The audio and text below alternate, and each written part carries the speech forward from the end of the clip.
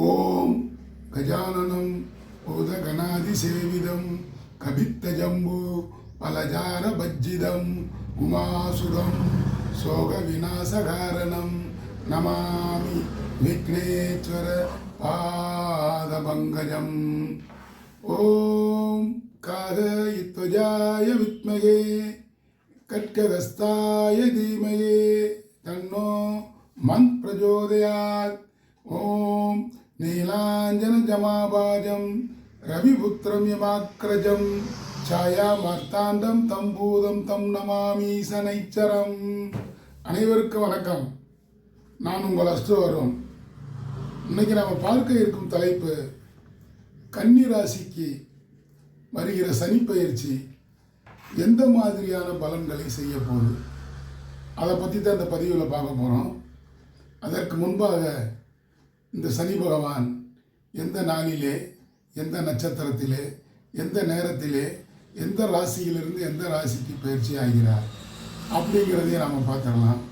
நிகழும் விசுவாவசு வருடம் மாசி மாதம் 22ஆம் தேதி 6/3/2026 வெள்ளிக்கிழமை காலை 7:56 கும்பராசியில் இருக்கும் சனி பகவான் புரட்டாதி நட்சத்திரம் 4ஆம் பாதத்தில் மீன ராசிக்கு பயிற்சி ஆகிறார். இவ்வாறாக பயிற்சியாகும் சனி பகவான் கன்னி ராசிக்கு என்ன மாதிரியான பலனை செய்ய போகிறார், நாம் அதைத்தான் இந்த பதிவில் பார்க்க போகிறோம். கன்னி ராசிக்கு கண்டச்சனியாக அல்லவா வருகிறார். கவனம் தேவை. புதிய முயற்சிகளை தள்ளி போடுவது நல்லது.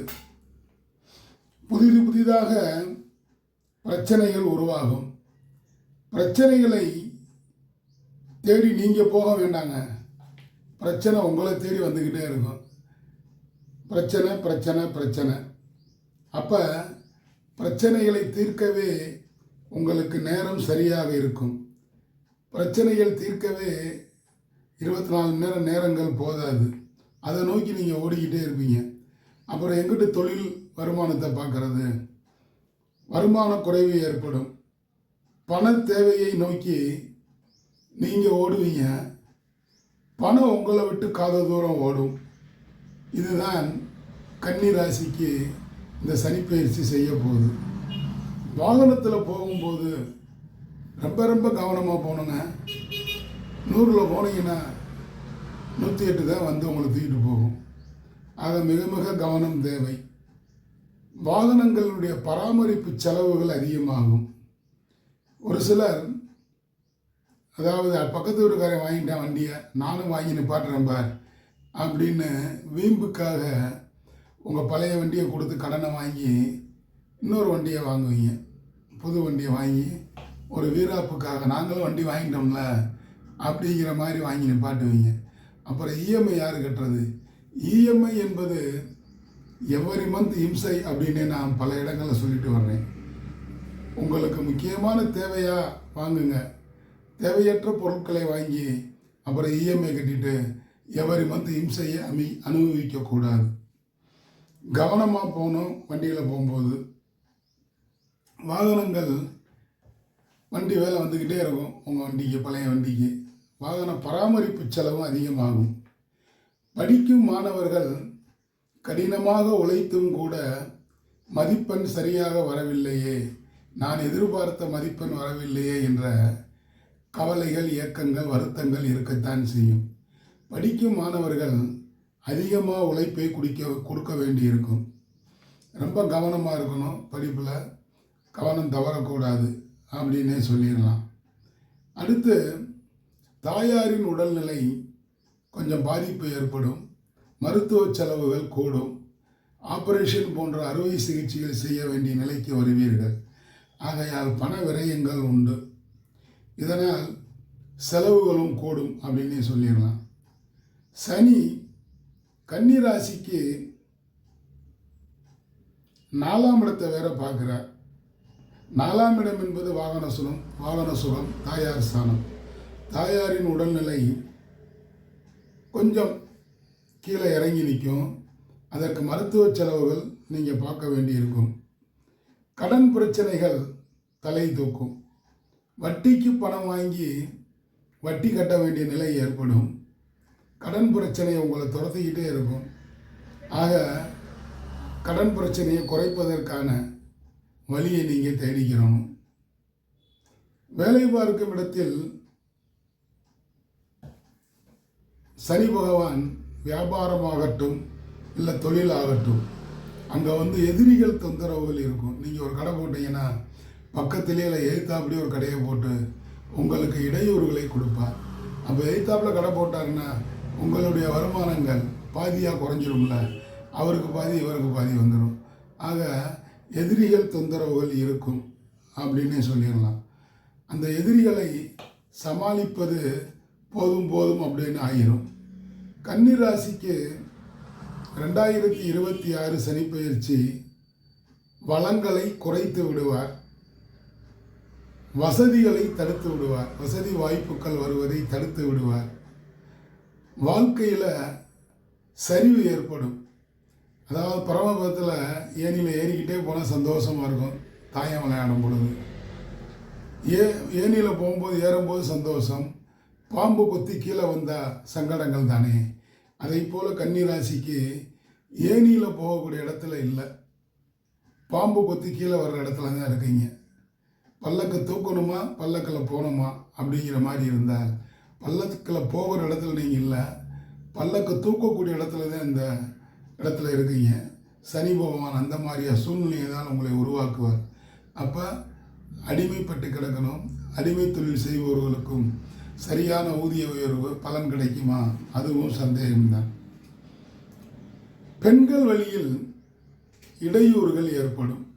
அதே மாதிரி பெண்களுக்கு ஆண்கள் வழியில் இடையூறு ஏற்படும். கணவன் மனைவிக்குள் கருத்து வேறுபாடுகள் ரொம்ப விரிசல் பெருசாகி அது காவல்துறை, நீதித்துறை இங்கெல்லாம் போய் அணுகி விவகாரத்தை கேட்கக்கூடிய அளவுக்கு பிரிஞ்சு இருக்கக்கூடிய சூழ்நிலைகள் உண்டாகும். திருமண காரியங்களும் தள்ளி போகும்.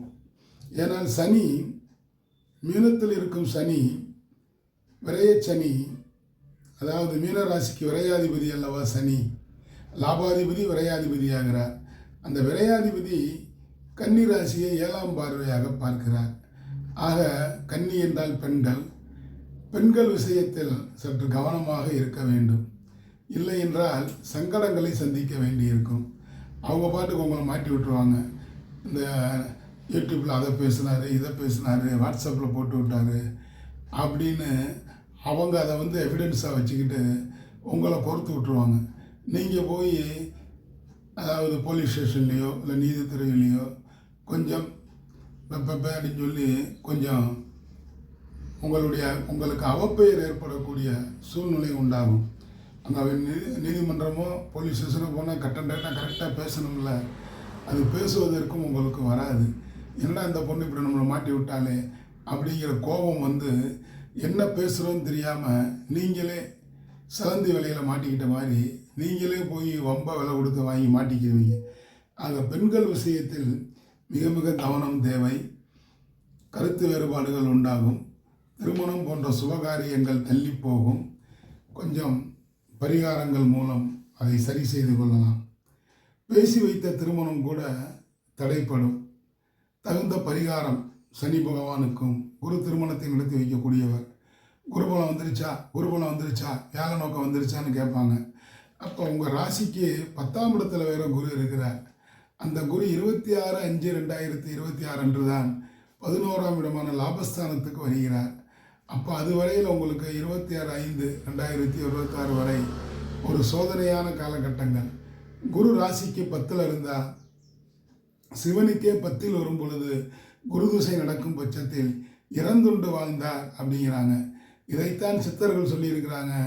ஓமப்பா என்னும் ஒரு புதுமை கேளு, பொன்னவனும் பால்மதிக்கு 10ல் நிற்க ஆமப்பா ஆதிசிவனும் அரகராவென்று ஐயம் எடுத்துண்டாரையாங்கிறாங்க. சிவனே அந்த ஒரு வருஷ காலம் யாசகம் எடுத்து வாழ்ந்தார் அப்படிங்கிறாங்க. நாமெல்லாம் மானிட பிறவியில் எப்படி இருக்கும்? கன்னி ராசிக்கு 10ல் குரு 26/5 5வது மாதம் 26/5/2026 அன்று குரு பயிற்சி. அதுவரையில் கொஞ்சம் சற்று கவனமாக இருக்க வேண்டும். தொழிலில் சறுக்க நிலை, வியாபாரத்தில் லாபத்தை ஈட்டுவதற்கு பகீரத பிரதட்சணம் பண்ணணும். ஆக கடினமான உழைப்பு, கடின உழைப்பு. அந்த கடினமாக உழைக்கிறீங்களே, அந்த உழைப்புக்கேற்ற ஊதியம் இருக்கா? அதுவும் வரவில்லை. மனதளவிலும் உடல் அளவிலும் சோர்ந்து போவீர்கள். சோர்ந்து போகாமல் இருப்பதற்கு சனி பகவானின் காயத்ரி மந்திரங்களை சொல்லி வரலாம். சனி பகவானுக்கு ஒரு 8 எள்ளு தீபம் ஏற்றலாம். ஏற்றி வந்தால் சூரியனை கண்ட பணி போல் அனைத்து பிரச்சனைகளும் கட்டுக்குள் இருக்கும். முழுவதும் தீர்ந்துரும்னு சொல்ல மாட்டேன், கட்டுக்குள் இருக்கும். ஆக கன்னிராசிக்கு இந்த கண்டச்சனியாக வருவது ஒரு சில இடையூறுகள், கஷ்டங்களை கொடுக்கவே வருகிறார். அந்த கஷ்டங்களை நீங்கள் மாற்றிக்கிறது உங்கள் சாமர்த்தியத்தனம். சண்டைக்காரங்காலில் விழுகாண்டு சாட்சிக்காரங்காலில் விழுந்துடணும். சனி பகவான் சாட்சிக்காரன். கன்னிராசிக்கு 4, 7 கூடிய கேந்திராதிபதி. குரு பகவான் கேந்திராதிபதி. சனி 4, 5 கூடையவன். ஒரு கேந்திராதிபதி, அப்புறம் திரிகோணாதிபதி. அந்த ஒரு 4, 5 கூடைய சனி பகவான், 5, 6 கூடைய சனி பகவான் 7ஆம் இடமான மீனத்தில் போய் உட்காந்துட்டார். மீனத்தில் உட்காந்து உங்கள் ராசியை பார்க்குறார். மீனம் சனிக்கு நட்பு வீடா அப்படி என்றால் கிடையாது. குருவுக்கும் சனிக்கும் என்றைக்குமே பகமை. இப்போ குரு இருக்கிற இடத்துல இருந்து சனி 10ஆம் இடத்துல இருக்கிறார். உங்கள் ராசிக்கு 10இல் குரு, குரு இருக்கும் கோச்சாரத்தில் குரு இருக்கும் இடத்திலிருந்து 10இல் சனி. அப்போ 10ல் ஒரு பாம்பாவது இருக்கணுங்கிறாங்க, ஒரு பாவியாவது இருக்கணுங்கிறாங்க. இங்கே சனி என்ற ஒரு பாவிதான் இருந்திட்டாலும் ஒரு நெகட்டிவ் பலன்களை செய்வதற்கு இந்த சனி பயிற்சி கன்னிராசிக்கு வருகிறது என்று சொன்னால் அதுதான் உண்மை. ஆக கன்னிராசிக்காரர்கள் தகுந்த பரிகாரங்களை செய்து சனியின் தாக்கத்தில் இருந்து, சனியின் பிடியிலிருந்து சற்று விலகி இருக்கலாம் அப்படின்னு சொல்லிக்கிட்டு, இந்த பதிவு பிடிச்சிருந்தா சப்ஸ்கிரைப் பண்ணுங்கள், லைக் பண்ணுங்கள், ஷேர் பண்ணுங்கள். இதுவரையில் பெல் ஐக்கானை கிளிக் பண்ணலன்னா பெல் ஐக்கானை கிளிக் பண்ணுங்கள். அப்படி பெல் ஐக்கானை கிளிக் பண்ணும் பொழுது நான் பதிவிடும் அடுத்தடுத்த வீடியோக்கள் உங்களை தானாக வந்தடையும் என கூறிக்கொண்டு, இந்த நாள் இனிய நாளாக இருந்ததற்கு இறைவனுக்கு நன்றி கூறி, நாளைய பொழுது நல்லதாக விடியட்டும் என கூறிக்கொண்டு உங்களிடமிருந்து விடைபெறுபவர் உங்கள் அஸ்ட்ரோரும். நன்றி, வணக்கம், வாலிய வளமுடன்.